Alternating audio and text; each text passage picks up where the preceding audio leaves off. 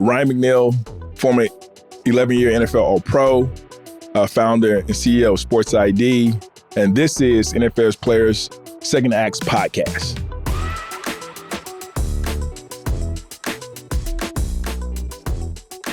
What's going on, everybody? I'm Peanut Tillman, and this is the NFL Players Second Acts Podcast. I got my guy with me, Roman Harper. What's up, baby? I'm good. I'm hyped. Hey, we got that energy going right now. I'm hyped. Hey, yes. We got all DBs on the set right now, so I'm a little extra geek DBs right now. DBs are the best. This is going to be a great one. So first and foremost, thank you to iHeart for letting us get their studio right here in West Midtown Atlanta. It's pretty fancy over here. It's a nice studio, nice setup. And I can't wait to have our conversation with our guest today. So he is the product of the U, or the University of Miami. He won 2 national championships, played DB as a Pro Bowler for 11 seasons, successful businessman, and the CEO of a whole bunch of companies. Ladies and gentlemen, welcome to the pod, Ron McNeil. Hey, can I just say something, Peanut? What you got? Say something. You threw up the U and your fingers are all flailing. Hey, man. It's very detail oriented. Very detailed. Nice and crisp. I got the messed up fingers, so I just did it. Yeah, it has to be nice and crisp. You can't. Make sure the 2 thumbs connect. Yes, you can't be all. Yeah. I didn't actually go, so I wasn't trying to make it look perfect. So I'm just like, he went to the U. And I peeped that. I'm not trying to fake like I went there. He went to the. That's like me saying, hey, I'm a cute, I do something like that. I'm not really throwing it up. I just like, Thank you. I appreciate the attempt. It's appreciated. I'm gonna give it to you. You went there, I didn't go there. That's your school. How quickly did you get acclimated to the life of football at the U? I mean, you had Dennis Erickson, Jimmy Johnson as your coaches. You had multiple. You had the Blades. You had all kinds of teammates that were all so great. Like you said earlier, you lost 5 games in your whole college career. So I would say probably when we first got on campus, Jimmy Johnson was my first coach when he left and went to Dallas. Then we got Dennis Erickson from Washington State. But Jimmy Johnson tricked us, all the freshmen, become a freshman. He wanted us to come down from the facility and watch the upperclassmen work out. It was beginning of fall ball, right? And he's like, y'all just watch. And so we watching them go through drills and whatnot. And, those who don't know, Coach Jimmy Johnson is a psychology major. We were looking, oh man, that's, he's big, he's fast, da da da. And then he was watching us, like purposely. It's like 10, 9, 8, 7. Hey, y'all want to get some? And so everybody's looking around, do more. I don't know. It's like, and he threw us in the fire first day, and the rest is like history. The older guys was like, come on, y'all, get some of this. And drills, we had to run to each drill. Yeah. Not slow down, so we couldn't slack off. So it wasn't, the freshman drill and everybody else. We had to keep the same pace, same intensity as the upperclassmen did. That's cool. So I want to know about that was when football was like real. Y'all was still hitting, especially like in the league. Like y'all was still like thumping. Y'all was laying that wood. I want to know, what was your welcome to the NFL moment? Couple things. One, I'll say this so everybody can hear, everybody can listen to. One of the things that surprised me the most is that there are players in the league that you question why they there, right? Yeah. Because you played with other guys who you felt were better, smarter, and better football players. So that was kind of surprising. It's like, why is he here as opposed to he not being here? That was one. And the other one was coming from University of Miami, had a little ego, coming from the University of Miami, because we lost to Alabama. Majority of my seniors and myself, our stock dropped a little bit, right? With that being the case, got to Detroit thinking, I will be the man. Didn't think I was the man yet. I was going to be the man. And I wasn't hearing the veterans, hey, carry my shoulder pads, carry my helmet. I'm like, yeah, nah. You got me mixed up. I'm not the one. And you were that rookie. I'm a pretty chill dude, though. For the most part, I'm pretty chill. Yeah. So I'm gonna tell you who was the culprit, right? So I had my veterans was Benny Blades, from the University of Miami, William White from Ohio State, Ray Crockett, Baylor. Yeah. Those are my main my main vets in the secondary. Those are guys that I kind of listen to. But then we had Tim McKyer, came over from San Francisco, and Tim was like, when I was a rookie, he was one of them old crotchety old dudes. When I was a rookie, I carried 15 helmets and 16 shoulder pads. And I don't like try to hear that. And so Benny didn't like the fact that I would tune Tim out. And I was like, yeah, no, Tim, I'm not doing that. Not just because, no. And so Benny got fed up, and I was literally talking back to Tim, going back and forth. I was like, nah. He picked me out of my locker, took me about 40 feet, and dropped me in a cold tub. Boom. Everybody cracking up. And I'm saying to myself, it's going to go one of two ways. I can accept it, be humble, or I can fight. And, it's going to get every day. No, but it's my big brother, right? It's like I'm not going to win there. It's Benny Blaze, 6'2", 6'3", 240-pound safety. It's like, that was my moment. It's like, calm yourself and refocus, because they expected me to play as a rookie. Yeah. And I couldn't act like a rookie, a typical rookie, like we were saying before. And I had to shift. And typically, people who know me, I'm pretty serious about everything I do, right? Focus, serious. But Tim got under my skin my first few months there. And I'll say this, throughout the season, he and I became real tight. Rook, I became his rook. Come here, let me show you what you're doing wrong. Rook, do this, da-da-da-da. Put your feet there, plant this way. And came tight. And so I'm glad I shifted my mindset and my focus to be receptive, right? Yes. To the process. It's like all rookies had to go through it. Yeah. I'm not that special. I mean, I'm good, but I ain't that special. And I think that was my welcome to the NFL moment. We do some research on this show, So we try and look up guys, try and learn a couple things. Right. And, when you look people name up, some videos pop up every now and then. Right. Why don't you like talking about two teams, your experiences with two teams? Do you even want to say the names? You want me to say them so you don't have to say it? No, I mean, I'm not going to say them. Oh, you're not going to say it? Okay. I mean, I said them begrudgingly with Nina earlier. Okay. But I'll say this, because the first one took the fun out of playing football so much, I contemplated retirement. I'm being dead serious. What year was this for you? This was it 99? Okay, so what year of the league was that? That was like 6 or 7? Yeah, that was probably like 6, 7. Okay. Culture is important. Yeah. And it was so different that I contemplated retirement and when having fun. And not that I'm the fun, gregarious guy. That's not me. I'm focused, laser focused, serious, boom, boom, boom, boom. Even I wasn't having fun.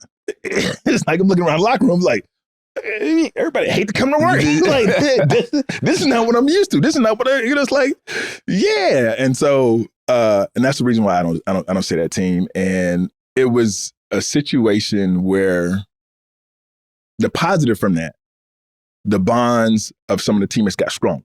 Okay, right? Yeah. In misery. Misery loves company, right? Misery loves company. And so we got stronger. We knew each other better, went out to do other things, met families, you know what I mean? So, And that was the positive from that experience. The last one is I probably should have set out the rest of the year because I had a guaranteed contract from the Chargers. I should have just set out, chill, wait for other opportunities for the playoffs and stuff like that to sign. And I think I signed probably a bit too soon because I wanted to play as opposed to, being smart, because it wasn't going to affect me from a financial standpoint. And it wasn't an experience that I thought it was going to be. And that second team went to the playoffs. We did. 10-6. But we got lit up because we played the team the week before to get the playoffs. And so it was like, those aren't the plays that they're going to run. They're going to be something different. Again, same situation all over again. They put out the B team. B team. And then the next week, they rolled out the A team. Everybody healthy. everybody ready to go. It's like, I thought formations. Everything different. Everything different. All right. Well, for our viewers out here that don't know, because I do know, the first team he's talking about was the 1999 Cleveland Browns. They went 2-14, and the second team was the 10-6 Denver Broncos with Mike Shanahan as the coach. All right. Moving on. We don't have to talk about those teams anymore. Now, Mike Shanahan was a good coach. The other coach, I won't. It's fine. I didn't even mention his name. Yeah, good. Perfect. I want to know, you saw yourself as a businessman playing football. Where did that motto come from? My rookie year held out. I think that was the first year of the new collective bargaining agreement, right? I think that was the first year of that. And unfortunately, Detroit, they play hardball with their stars, their draft picks and things like that. Mm-hmm. And they don't anymore. Luckily, unfortunately. That's why they're better. And so coming in, I didn't think it was going to be a long drawn up process. I think I signed maybe a week or two before the season. Okay. That's a long time to be out. That's a real long time. I think I got they threw me into the fire too. I think we played New Orleans the last preseason game, or second to the last preseason game. I remember having to tackle big Lorenzo Neal 1-on-1 in the flat. I was like, hey, this that could be my other welcome to the NFL moment. You got to go get him, and I did. He went down. Yeah, he went down. Okay. So I didn't knock him down. I tackled him. Hey. So I tell everybody, I'm not gonna knock your head off, but I'm a sure tackler. Getting back to the question, mm-hmm. I had to negotiate with Chuck Smith and Michael Hugh. And Michael Hugh he was an Ivy League guy. But he and I were adversaries, oil and water at first, right? Yeah. Oil and water first. Same thing. It's like, I'm not taking that. I know what my value is. I'm the researcher. I'm going to see who all went before me, all the Pro Bowlers, all the people playing. So we had a really good idea what my value was. And that's when the cap was in place, right? Mm-hmm. And so you had a rookie cap. We had a separate cap. We had a rookie cap, and you had the team cap. Really? Yeah. And so the top picks get the majority of the rookie cap, right? It's simple math. And they wanted to do something different. Yeah, no. And I was said to Mike and said to Chuck, I would go back to school and go in the draft next year. If you don't believe me, try me. And I wasn't trying to be flippant, but that's what I believe. And so one thing I told Mike, I said, Mike, I'm a business playing football. I can do other things. I believe I can make $1 million with my mind. This is my dream come true. Yeah. To play football, but I think I got other alternatives. I was raised that way. So this is not, a kind of take it or leave it situation. And so the more and more we talked, and I think the more research they did on who I was and what my personality was, they believed that I would go back to school and wait another year. And we finally got some incentives in there, some likely to be earned incentives mm-hmm. to put that number back up where we thought it needed to be. And the rest is history. Yeah. So once you got that deal done, what were your career goals coming into the league? I wanted to be the best I can be. I wanted to be the best I can be. And what I tell people all the time, you don't know when your career's going to end. Yeah. You know it starts. When you first ink your name on the dotted line, hey, you start. You're official, a professional, right? You don't know when it's going to end. And knowing that, I think I was afraid not to give my best all the time. Being in the NFL, you see it when somebody get hurt, mm-hmm. they can't play anymore, or, dreams deferred, they're not the same. And I was like, man, you put it all on the line and let the chips fall where they may. And I wanted to win a Super Bowl. I wanted to be a Pro Bowler, an All-Pro. Wasn't able to win a Super Bowl. I was able to be All-Pro and a Pro Bowler. Led the league in interceptions one year. And I think maybe tied for the second for another time. And looking back, having conversations like this, it's always nostalgic. It's like, oh man, I remember if I would have been on that team. Oh, you want them? Kind of, sort of. Kind of, sort of, right? And so it's hard for me to be that way because coming from college, we just had dogs everywhere. Yeah. Like just literally, it's like dog pound, the dogs everywhere. every position. And so when you look back and you played with some of the best players in the world, Barry Sanders, Emmitt Smith, Troy Aikman, you name it. I'm leaving out. Was Herman Moore around? Herman Moore and Brett Perriman when the year they won, both went 1,000. Yeah. And I go against them in practice every day. And I tell them, it's like, man, y'all know why y'all so good. It was because I'm beating y'all up every day in practice. And so, we joke about that all the time. But those are the things that you kind of take with you. You put them in your pocket. And so no matter what team you go to, you're able to have those in your pocket and be able to pull out. I think I had a great career. Yeah, you did. The only thing I would say, going back to your point about Denver, it was chasing the ring. I wanted a ring. And that was probably played a part in me pulling the trigger a little early as opposed to waiting the rest of the year. How do you have 9 interceptions and don't go to a Pro Bowl? That's the other thing that's get me salty and a little sensitive and want to cry and I've never heard of this. And get beyond myself. It's like, that's not the Ryan I know. When people see this, like, oh, I thought he was cool, calm, and collected. I can get ignorant.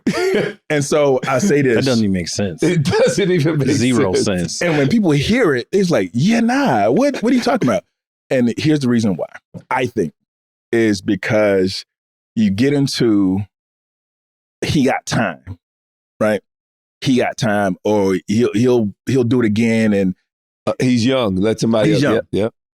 You had Dion at one corner, you had Dal Green in the other, and you had Chris Dishman as a third. And I'm like, make room for me. I mean, that was the whole point. In our secondary, when I was in St. Louis, we had a monster secondary. We had me on one corner, Todd Light at the other corner, Keith Lowell at the free. Todd Light, big dude too, huh? Yeah, he's just as big as me. Todd's 6'1", 6'2", like me. And you had Keith Lowell at the free and Toby Wright from Nebraska at the scrum. And so we were killing it. We had Bud Carson as a defensive coordinator. And it was almost easy for Todd and I, because if we played a team that we was going to do a lot of man-to-man, Todd and Ryan, y'all locked up. And y'all can go get some lunch early, whatever. We just knew we was locked up. And we were killing it, man. Our secondary was good. We had Dexter McCleon coming from Clemson as our nickel. I mean, Tajee Allen, always got Texas A&M as a dime. Marquise, what's Marquise last name? But anyway, he was in and out when I dime. Our secondary was tight. Yeah. Our secondary was tight. And so I'm thinking, what else do you have to do to make it to the Pro Bowl? Lead the league in 9 interceptions. They probably took about 3 back. They said, we didn't have instant replay, right? Like we do now. And I think they probably took about 3 or 4 back. There's a bunch of people that get robbed of that every year. I'm sure, didn't you make a couple? You should have made way more than what you did. I should have made more than what I did. Like, I remember I went, my very first Pro Bowl I went to, the Green Bay was our coaches. The Green Bay receivers coach. He came up to me and said, "Hey, I made sure our receivers voted for you because you've been getting robbed and you should have been in the Pro Bowl years ago. I made sure." And I'm in Chicago, right? So Green Bay is a big rival, but the respect that they had for me, I well received. Is, hey, you deserve to go. You've been getting robbed. And I'm making sure I told my guys to vote for you. And that was how I made my first Pro Bowl. My best year statistically, I didn't go. And then so it's like it happens all the time, unfortunately. One of those things. And my stats that year, my GM came up to me and said, "Hey, like we look at like GMs, we chart everything on different levels. Your play production dwarfs anybody else. The Pro Bowl guy that actually got in. Anybody else? Like, we know it. We saw it. Just know that we know upstairs. Right. If it makes you, if it does anything for you, because I was pissed." Did they throw that in your face when it's time to sign your contract, though? No, they gave me my bread. I feel like some teams do that too. Well, you only got 1 Pro Bowl. And no, they gave me my bread. I ain't mad at it. They gave me my bread. So like it was cool. Respected. And I was a free agent then, and so I got franchised the year after. So that year I got franchised going into free agency. So I got franchised, and so you didn't even get to hit the market. So we're going to really change the subject, okay? Because I don't want to just keep going down. We got too many good DB. We do. You talked about some of the your career goals, the way you came into the league, your mindset of who you were and how you were a businessman. Right. All right. That mindset. Was it the same mindset, or how did that mindset kind of play into your retirement? It was the planning process. I'm a planner, right? So DBs, you know, Because I think for you to hold your water to like, no, I go back to college. Not a lot of college guys are able to like. I don't know if I would be. They're not willing. patient enough. Yeah, and so for two you, professional parents, Okay. you know, growing up middle class, upper middle class, it's like it wasn't that going to University of Miami. I know what talent looks like, right? And having started as a freshman at the University of Miami, I figured I could play anywhere. Yeah. And so I kind of took that off the table with Chuck and Michael. And again, at the end, they respect me for it. You know, everything was good about that. But transitioning to retirement was funny because I started a business around it. I started a professional business financial network. And the reason being, 5th, 6th year in the league, looking around, hey, oh man, I'm doing good. But what if? Yeah. When is it going to end? Right. Mm-hmm. So trying to plan for what if and when it's going to end, I was thinking at the time, the NFLPA was just starting to putting programs together. I mean, it's not nearly as robust as it is now. Yes. So just started. And so asking around other people I grew up with, you know, they're in corporate America, and 6, 7, you know, directors looking to be VPs and things like that. So it was different for them. And so I was like, what if? And I didn't want to be left out in the cold. So I started planning early in my career. And so started an organization to help not only myself, but others transition as well on the main money on the business side. So to me, that was always a work in progress. And so even with all that planning, Roman and Peanut, it was still hard because it was hard from the standpoint of the camaraderie.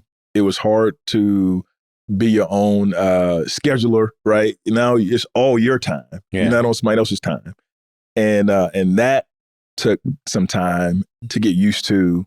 And once you did, I was fine. But, you know, like I'm walking away. It's like, you walking away? Yeah, you got to walk away. And when I walked away, kind of, you know, don't look back, you know, to say, you know, in the movies and TV shows, like, don't turn around. And, but I had to stay involved in sports somehow, some way. And so that made the transition even easier.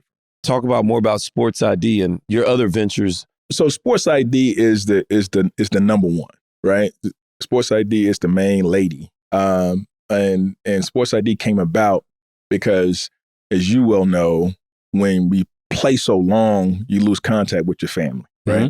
You miss anniversaries, you miss birthdays, you miss weddings, funerals, family reunions, and things like that. And so when you retire, you become present again. And so there's a time shift. So little Mikey is Michael now. Little tweet is Tashonda now. Everybody's grown up. And so the thing I always ask them, hey, what do the grades look like? And what sport you playing? And so grades were good. And, you know, the kids in my family is like, my mom is making me play such and such. My dad is making me play basketball. Whoa, making you play? What kind of kids we raising around here? And so they didn't have the love for sports like we did growing up. Mm-hmm. And that's a problem for me. And so, you know, call around guys I played in college with, guys I played in pro with. I was like, hey, are the kids in your family, you know, not as connected to sports? No, they want to sit around and play PlayStation and this and this and this. I said, okay. So probably about 5-6 years ago, sat down with some mentors and advisors and asked them one question. How can we make sports better, right? Yeah. And we spent the whole weekend putting a ton of things on the whiteboard, and 2 things came about that. One was a consensus. The other one was the majority. The consensus was we had to leverage technology. Whatever we did, we had to leverage technology. Yeah. That was number one. Number 2 was what medium or mechanism could we present to the audience to get them to buy in, get them to understand what we're trying to do. And that was LinkedIn. So we used the kind of LinkedIn model. And the best way we describe SportsID is, think of SportsID as the LinkedIn for sports, but with data analytics, and statistics built into the profiles. Our goal is to be able to qualify and quantify everything and everybody in the sports ecosystem, people, places, and things. We're starting with youth sports first. We'll build products and services on top of that layer. The first one we'll start with is for sports camps, Camp ID. So think of Camp ID as the Yelp or Angie's List for sports camps. And so we'll wash, rinse, and repeat that same methodology for other verticals in the sports space, for coaches, for trainers, for tournaments, for venues, you name it. So by the time we're finished, we'll have the whole sports space qualified and quantified and make it easy to navigate the sports space. Yeah. Where did that passion come from? Because what I'm looking at now, you got OT Enterprises, Overtime, Camp ID, Sport ID. Where did your passion for business or entrepreneurship come from? my dad was an entrepreneur. Okay. And so I probably got that from him. You saw that at a young age. Yeah, I probably got that from him. And then, when we were younger, we all entrepreneurs, selling some candy at the school, cutting lawns. I mean, I'm from Florida, so it was a whole lot of lawns in the neighborhood. Yeah, everybody got grass. Everybody got grass, right? And so my mom bought me a gas-powered lawnmower from Sears and Roebuck. And I made a ton of money that summer. Man, you can make money in the summer, what? boy. If you want to work, right? Yeah, you want to work. yeah, you can make Go some down to bread, Miss Williams' bro. house. Miss Williams, can I cut your lawn? Yeah, go ahead, Ryan. That used to be a thing. People don't do that no more, though. Everyone has like a lawn guy. A lawn guy. Like that's just that was old school way. Things have changed. Yeah, I was my own lawn guy, and Same. then my wife fired me. So that happened. Like I got fired. She's like, "You just not doing it like well enough and good enough. Right. You busy and like I don't want no excuses." So like fired. Yeah. It's fine. It happens. Yeah. Nah, that's it. And so, with OT, right? I don't know if you remember. You guys should be around the time we had OT magazine. Y'all remember when OT magazine was out? I think so. That was my magazine. So, business and lifestyle guide for professional athletes. And so, SportsID was born from that, not purposely. So, we talk about being a planner, talk about doing things the right way. We were growing over in SportsID and on the magazine side, on OT side, and we were looking for a bigger sales group agency to sell advertising for OT magazine, and then we worked an agreement with the group out of Chicago called Fox Associates. Did NFL background checks, everything they tell us to do, we did. Did an agreement with them, and the very first magazine they worked on for us, they defrauded us. And so we had to litigate that, right? So the litigation took maybe a year, slowed our growth down. And so we won arbitration and mediation. We had to mediate first, and then the arbitration ruled in our favor. And we got quite a bit of our money back, probably 90 cents on a dollar. And so it's like, you had to make a decision. What are you going to do now? I didn't want to do anything media related at the time. And so I just started looking around. And one of the things that I tell people all the time, I embrace my inner geek, right? DBs, I think, are some of the smartest players in sports, definitely on the football team. And you guys can attest, because we had to study. Yeah. Not just, hey, just run this and do that. I'm throw it up. No, we had to study. And we're going backwards. And we're going backwards at the same time, right? It's the hardest job in sports. It's like, what do you mean? It is, trust me. And so I just start poking around different things. I know I didn't want to be a franchise owner. I didn't want to coach at the time. I said the only thing I would do is probably either commentate or be in the front office. But I had this entrepreneurial bug. It was poking at me. I tried to brush it off, try to, not think about it. But God was like, yeah, no, young man, I want you to do this.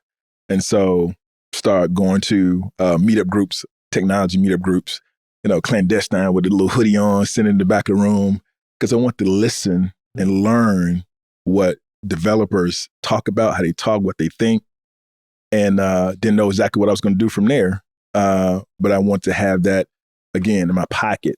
So when the time comes, I can understand it. And so you fast forward about 3 years later, having a situation with the kids in my family, that kind of connected the dots for me on the SportsID side. So you work with a lot of current NFL players, excuse me. Do you think they understand the business of professional football? I think more so now than when we came in. They come in as businessmen, business-minded, having teams already around them. They think entrepreneurial. Like I was on a campus earlier this year. I was in LSU, and I had a kid that's a YouTube guy and puts a whole bunch of stuff on TikTok. Right. He's player already. Dude, already he's just like, already killing. He's like, man, what do you think about a IRA? Right. I'm like, bro. Wait. Why are you 20 years old? I love it, though. I love it. I'm like, I love it. That's the best way to grow money tax-free. Yeah. It's like, I didn't know about that till like 4 years ago. And so for these, like, they're just so much more hip and in tune to these things. Now, you ask them to go holler at that girl over there. Now, they can't do that. Right. But not directly, but I can. Yeah. It's like just totally Hey, what's your Snapchat? Yeah. I don't even get followers totally anymore. different. Right. Like the things that they can do versus what they Exactly. don't feel comfortable being able to do. Exactly. So we always talk about how do you make things change or how do you change things? You got to get early. You got to go early. And so for us, the reason why we started SportsID, one of the reasons why we started SportsID is kind of democratize data and information. We get, 4-star, 5-star. Who's the expert to say this is a 4-star or 5-star kid? I think I'll probably come out now. I don't think obviously we didn't have star systems when I came out. I'm much older than you guys. Probably I'll be maybe a 1-star or no star. But the thing that Jimmy Johnson made his legacy on, he's a good evaluator of talent. I remember Butch Davis, who was a recruiting coordinator at the time, always coming down to Fort Pierce, seeing me, Ryan, how you doing? And I think what helped, I went to the Florida State football camp the summer before, and I think they thought the Florida State was high on me, and they wanted, obviously. Can't be last one in. Right, yeah. But it worked out. And I tell people all the time, going to the University of Miami was one of the best decisions of my life and sports life. But yeah, kids are different these days, Peanut, and they get it and they understand branding. Some, I think, go way over too much. It's too much, right? And so you got to balance that out. But I've always been an entrepreneur minded. And I don't think that's going to ever change, even if I do go in somebody's front office, even if I do start commentating and things like that. What's the driving force of your business philosophy? Solve small problems for big markets. There we go. Yeah. I just believe that sports is not rocket science. We're not curing cancer. But we were fortunate enough to be accepted into a top technology accelerator. Happened to be here in Atlanta. It was called The Farm, and it's backed by Boomtown Accelerators and Comcast. So Comcast is technically part owner of SportsID. The one thing that they made us do, even though we had tons of sports expertise on our team, we had myself, Ray Farmer, former general manager for the Cleveland Browns. He's now a consultant for the LA Rams. Torrey Durden went to Morehouse, Georgia Tech, dual engineering degree, Harvard MBA. James Perkins, he was a retired PhD. I think he was the number 3rd African-American to get a PhD from University of Pittsburgh. So we had tons. Rob Pleasure, top back-end architect in technology. We had an established team. And despite all that, the accelerators wanted us to go continue to do customer discovery, go out and talk to the customer, potential customer, user all the time. And one of the things we kept hearing was, hey, it's hard to find a camp. It's hard to find a tournament. It's hard to find a team, hard to find a coach, hard to find a trainer. And when you hear that, you start seeing the feelings of your user, potential user. Mm-hmm. And so what I tell people all the time, we solve small problems. That small problem for this mom, this dad, this family is solved for them. but we got a huge market. The youth sports space is a huge market, and it's only getting bigger because more kids are coming back to sports to play, right? It was a lull during the height of the concussions, and then another lull during the pandemic.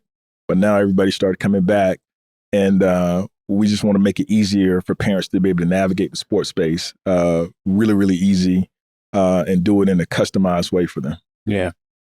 I often look back at myself, and I did this thing when I retired. Like, what would Kobe Bryant wrote that, like, what would you wrote a letter to yourself? Like, what would I write myself, or what would I tell myself 10 years from now as a child or my youth? A 33-year-old Ryan, you just retired. What does that 33-year-old Ryan think about Ryan today after football with all his businesses and everything? That's a damn good question.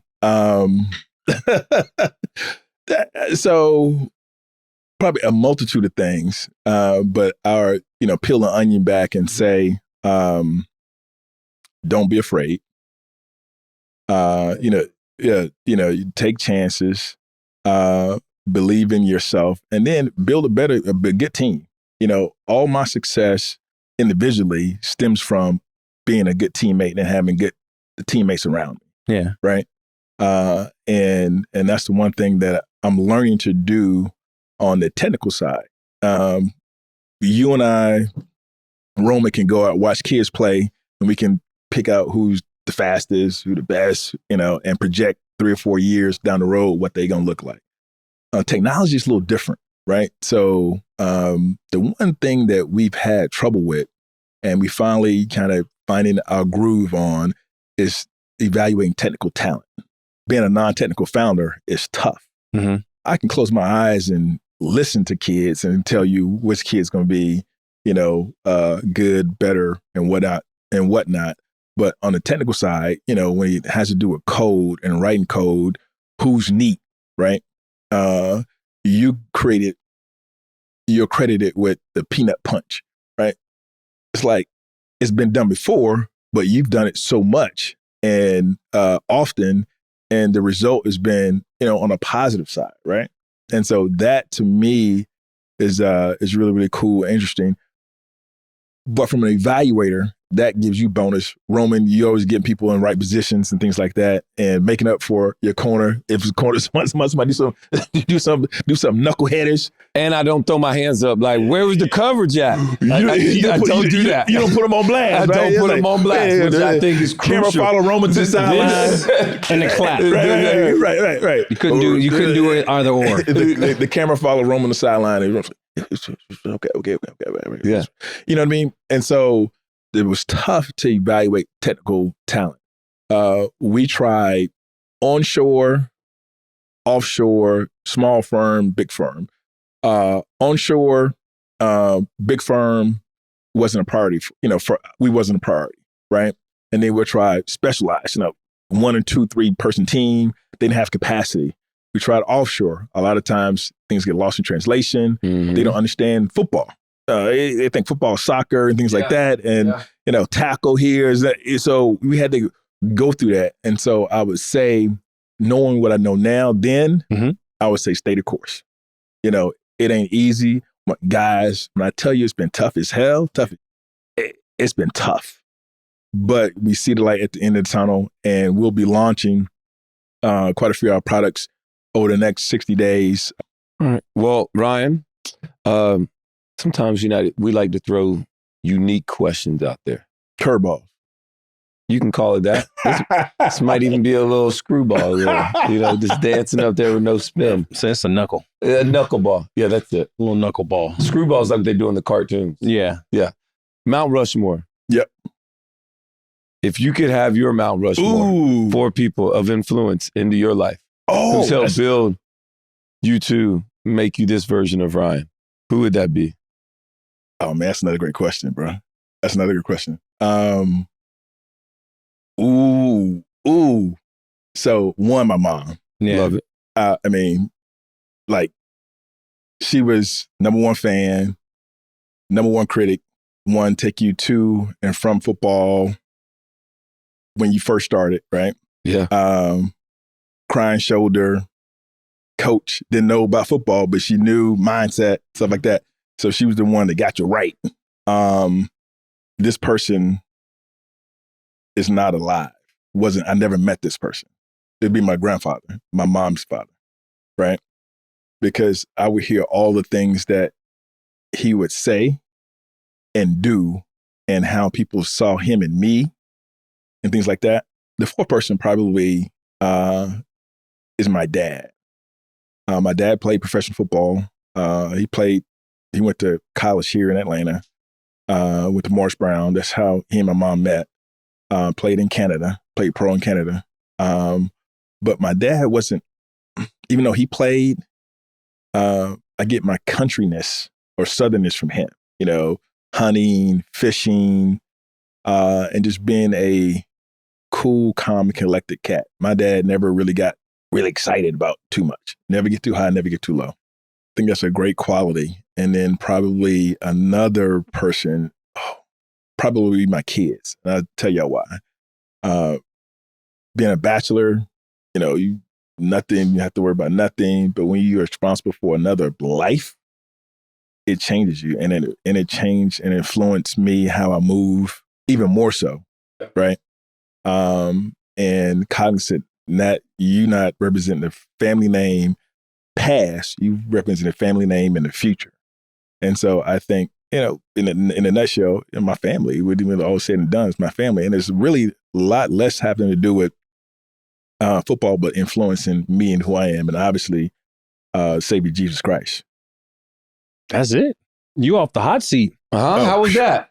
Oh, man, it was good, man. That wasn't even a double move. Did you think we were going to ask you to name the people on Mount Rushmore? Because she's like, Mount Rushmore. No. I thought you were going to say corners or receivers. Oh, no. I thought you were going to say corners or receivers. Okay. No, but that we didn't even hit you with the double move. You was good. I appreciate that. But we might ask that question, though. Yeah, that might be a good one. Your Mount Rushmore receivers or DBs or linemen or linebacker? Yeah. That'd be a good question. That'd be a real good question. That little nugget, y'all can have that. Well, I appreciate that. Yeah. Appreciate that. We're going to man. steal it. Thomas, take that. Well, man, hey, thank you to all our viewers and listeners out there where you always tuning in. Give us a 5-star rating, a review, click follow, leave a couple comments. Ask some questions. Thomas will answer them for you. And so appreciate that as always. And also where you can now watch us now at the NFL's YouTube channel. And make sure wherever you pick up your podcast at, whether it's iHeartRadio, Apple Podcasts. Thank you for always tuning in.